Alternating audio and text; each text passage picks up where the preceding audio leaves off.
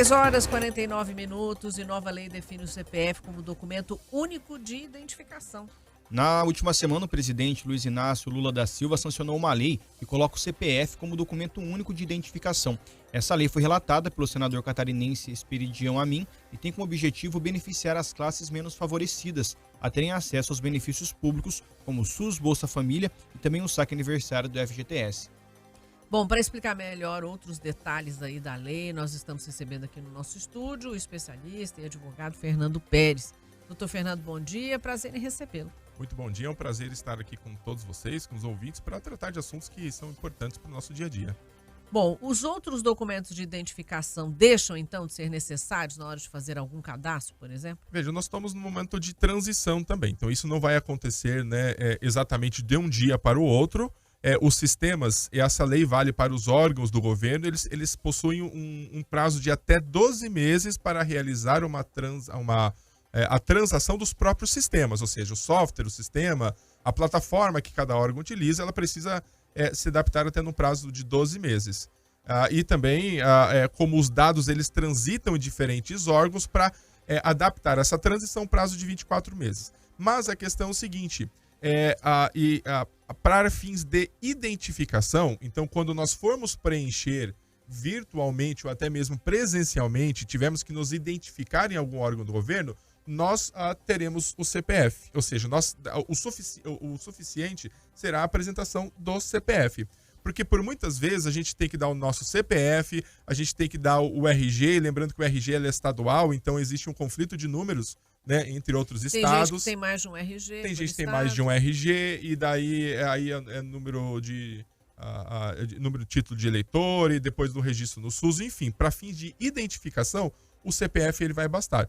Pode ser que durante esse período inicial, alguns números, como por exemplo o número de identificação no SUS, ele permaneça, mas o propósito é que no SUS a gente se identifique com o CPF. E só um parênteses relacionado ao SUS, na própria lei, talvez ele tenha sido colocado como uma exceção, para poder atender a pessoas que eventualmente não tenham o seu CPF, até por questões de uma dificuldade social, que não tenham tido oportunidade de gerar o número do CPF, e até mesmo estrangeiros que moram no Brasil que ainda não têm. Então, a obrigação do CPF, ele tem algumas exceções, como no caso do atendimento por meio do SUS. Mas as outras identificações, elas serão concentradas. Então, sim, em algum momento, as outras identidades, os outros números poderão deixar de existir. Então, como por exemplo... Não é o que está acontecendo no momento, mas pode ser que... Isso, a fins de cadastro, o CPF será suficiente. Uhum. Mas em algum momento, por exemplo, o número de reservista, ele pode ser o número vinculado ao número do CPF. E acontece que essa quantidade muito grande de documentos que nós temos hoje impede que algumas pessoas tenham, com uma forma mais prática, mais rápida, o recebimento de benefícios. Então, em algum momento, muitos desses outros números, desses outros documentos poderão sim deixar de existir. E, doutor Fernando, essa mudança ela tem alguma ligação com a Lei Geral de Proteção de Dados? Como que funciona a LGPD em relação a essa alteração agora? A LGPD ela tem como diversos princípios, né, a oportunidade, né, a flexibilização, mas ao mesmo tempo determinar que o uso, a quantidade de dados que sejam adquiridos e por isso armazenados e compartilhados seja o menor possível, mais necessário possível, né? Existe um princípio chamado princípio da necessidade, ou seja, eu só vou pedir dados que sejam necessários, estritamente necessários no relacionamento que eu tenho com o titular, com o cidadão, com todos nós. Então, o fato de eu pedir somente o número do CPF, ele está de acordo com a LGPD. Não me adianta eu pedir 2, 3, 4 números de identificação se o propósito é só identificar a pessoa, né? Então ele obedece e ele está em consonância também com a LGPD.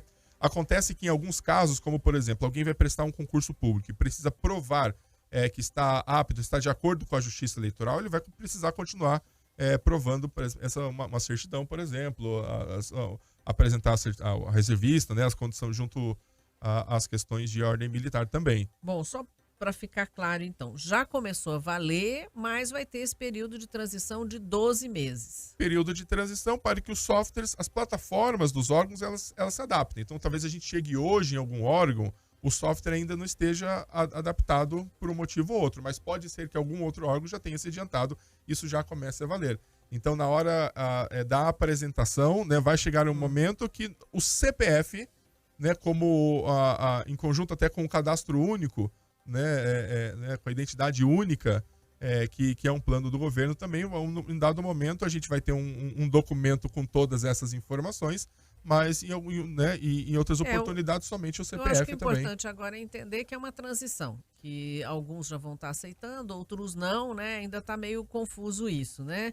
E que a tendência seria de que talvez os outros documentos acabem sendo invalidados aí. Até porque fica essa dúvida, né? Porque a gente teve, né, Pedro, o RG novo, né? Isso, tem esse novo modelo de RG, né, doutor, que pretende unificar tudo. A partir do momento que esse novo RG unificado passa a valer, as pessoas passam a utilizá-lo com mais frequência. Essa lei que foi aprovada em relacionada ao CPF como documento único, ela deixa de existir, ela é adaptada? Como é que funciona? Acontece tá que... claro isso já na lei? A prática não está tão clara ainda, porque assim, nós melhoramos o RG, mas o propósito é fazer com que o CPF, sendo um número único nacionalmente, ou seja, né, a nível de país, ele seja incorporado, ele seja mais utilizado do que o próprio RG. Ou seja, nós temos um melhoramento da forma como o RG é produzido, das informações. E se a gente lembrar, o cartão do CPF, se a gente ver atrás, ele tem uma tarja magnética, né? Sim. A intenção lá atrás é que esse cartão ele fosse uma identidade única já. Porque a gente passasse a tarja magnética em algum lugar, ainda não tinha aproximação, chip, mas passasse essa tarja magnética e ali todas as informações relacionadas ao serviço militar, à justiça eleitoral poderiam estar contidas lá. Mas o propósito é firmar o CPF como identidade única. Então o RG ele está melhorado de fato, mas o propósito é unificar com o número do CPF. O que puder ser unificado, a relação no serviço militar, na justiça eleitoral, todos os outros benefícios, em algum momento eles vão ser vinculados e até mesmo, por exemplo, a carteira de trabalho. Ou seja, nós talvez continuemos a ter uma carteira de trabalho porque ela precisa fazer anotações, mas o número pode ser o nosso CPF. O problema é esse, talvez. Vamos ter que acompanhar isso tudo. Esse do CPF mesmo, nunca o magnético mais ali. Confusos com tudo isso. Doutor Fernando, muito obrigada pelas informações e a participação aqui conosco. Que todos tenham um excelente dia, excelente final de semana. Muito obrigado. Igualmente, doutor, muito obrigado.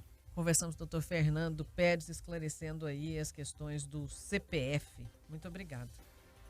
10 horas e 56 minutos.